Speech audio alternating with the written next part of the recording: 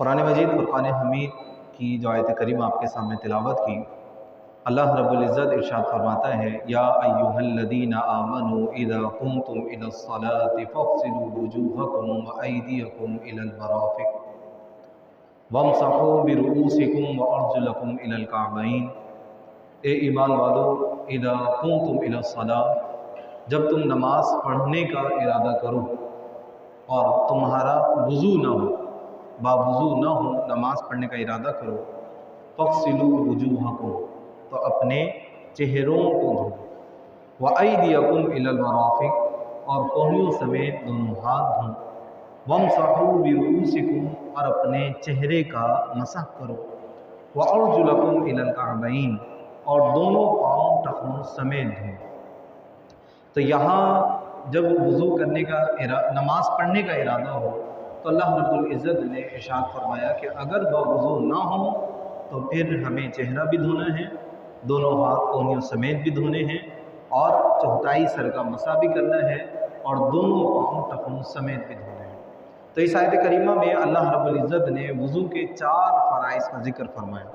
Number 1 चेहरा धोना, number 2 कोहनियों समेत दोनों हाथ धोना, नंबर 3 चौथाई सर का मसा करना, और नंबर 4 टखनों समेत दोनों पाँव धोना। तो ये 4 फ़राइज़ हैं, और इन 4 फ़राइज़ को 2 तरह से अदा करने का हुक्म है। 3 आज़ा के धोने का जिक्र है और एक उज़्व के मसह करने का जिक्र है। पिछला जुम्मा मुबारक आपको बयान किया था कि धोने का मतलब क्या है। धोने का मतलब है कम अज़ कम 2 बूंद पानी पहुँचाना, और मसह का मतलब है तरी पहुँचाना। तो 1 मरतबा धोना फ़र्ज़ है और 3 मरतबा धोना सुन्नत है। 1 मरतबा धोने का मतलब क्या है कि हर उज़्व पे, हर हिस्से पे कम अज़ कम 2 कतरे पानी बह जाए। अब 3 मरतबा धोना सुन्नत है, तो 3 मरतबा धोने का मतलब क्या होगा। 1 मरतबा धोने का मतलब 2 कतरे, 2 मरतबा धोने का मतलब 4 कतरे, और 3 मरतबा धोने का मतलब होगा कि कम अज़ कम 6 कतरे बूंद हर जगह से पानी बह जाए। तो जब ये 6 कतरे पानी बहेंगे तो सुन्नत अदा होगा। आपको बयान किया था कि बाज़ लोग ये समझते हैं शायद हम 3 दफ़ा अगर हाथ में पानी लें और अपने चेहरे पर डाल लें, 3 दफ़ा अगर हम नल के नीचे हाथ डाल दें तो हमारा 3 दफ़ा धोने की जो सुन्नत है वो पूरी हो गई। तो ऐसा नहीं है। 3 मरतबा धोने का मतलब होगा कि अगर हम चेहरा धोना चाहते हैं तो अब चेहरे की लंबाई कहाँ से कहाँ तक है, चौड़ाई कहाँ से कहाँ तक है, ये हमें मालूम होनी चाहिए। तो जहाँ से आदतन बाल उगते हैं वहाँ से लेकर थोड़ी के नीचे तक, और एक कान की लो से दूसरे कान की लो तक, इस हिस्से में जितना भी मामला है, जितना भी चेहरा है, जितना भी दायरा बनता है, ये सब का सब चेहरा है। तो इस दायरे में आने वाली एक एक चीज़ पर कम अज़ कम 2 कतरे पानी बहाना फ़र्ज़ है, और 6 कतरे पानी बहाना ये सुन्नत है। तो चेहरे का आगाज़ कहाँ से है, जहाँ से आदतन बाल उगते हैं। वो लोग जिनके बाल आगे से नहीं होते तो उनके लिए जहाँ से बाल उगते हैं वहाँ से नहीं है, बल्कि आदतन जहाँ से बाल उगते हैं वहीं से चेहरे का आगाज़ होता है। तो आदतन एरिया देखें कि कहाँ से बाल उगते हैं, तो जितने हिस्से से बाल नॉर्मली उमूमन उगते हैं वहाँ से लेकर थोड़ी के नीचे तक। अब ये थोड़ी के नीचे से मुराद क्या है, गला भी है नीचे और बदन भी है। तो थोड़ी के नीचे से मुराद हमारे जो नीचे के दांत हैं, उन दांतों की जड़ों को आप मुलाजा करें, जो सख्ती का नीचे का एरिया है, जिस जगह पे हमारी दांतों की जड़ें हैं, तो थोड़ी के नीचे से मुराद उस जड़ों का हिस्सा है। ठीक है, तो लंबाई के अंदर ये है और चौड़ाई के अंदर ये है। तो इस दौरान आने वाला जितना भी हिस्सा है वो सब का सब चेहरा है। अब इस दौरान तो हमारी आँखें भी आती हैं, लेकिन आँखें चेहरे का हिस्सा नहीं है। यानी हमें आँखें खोल कर धोना ज़रूरी नहीं है, बल्कि आँखें नॉर्मली बंद कर कर जितना हिस्सा बनता हो उतने हिस्से पर पानी बहाना होगा। आँखों का अंदरूनी हिस्सा मुस्तस्ना है, क्योंकि इस पे आँखों के लिए ज़रर है। तो अगर हम बकसरत आँखों पर पानी डालते हैं तो ये आँखों के लिए नुकसानदेह है। तो शरीयत किसी भी नुकसानदेह चीज़ का हुक्म नहीं देती।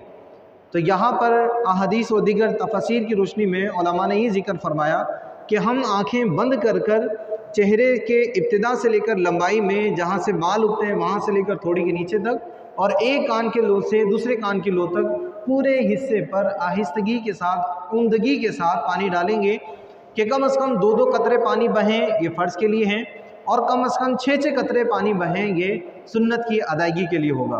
तो अब इसमें सिर्फ 3 दफ़ा धोने का एतबार नहीं है, यानी 3 दफ़ा हम पानी लें और चेहरे पर डाल लें, तो ये 3 दफ़ा धोने में ज़रूरी नहीं है कि शामिल हो, क्योंकि बाज़ औक़ात 3 दफ़ा जब आप चुल्लू में पानी लेंगे और मुंह पे डालेंगे तो एक मरतबा भी धोने का फ़र्ज़ अदा नहीं होगा, एक मरतबा भी नहीं धोया जाएगा, इसलिए कि चेहरे का हिस्सा बड़ा भी होता है। बाज़ लोग काफ़ी वजी शख्सियत के मालिक होते हैं, चेहरे भी उनके काफ़ी बड़े होते हैं, तो एक मरतबा धोने से, 2 मरतबा धोने से नहीं होता।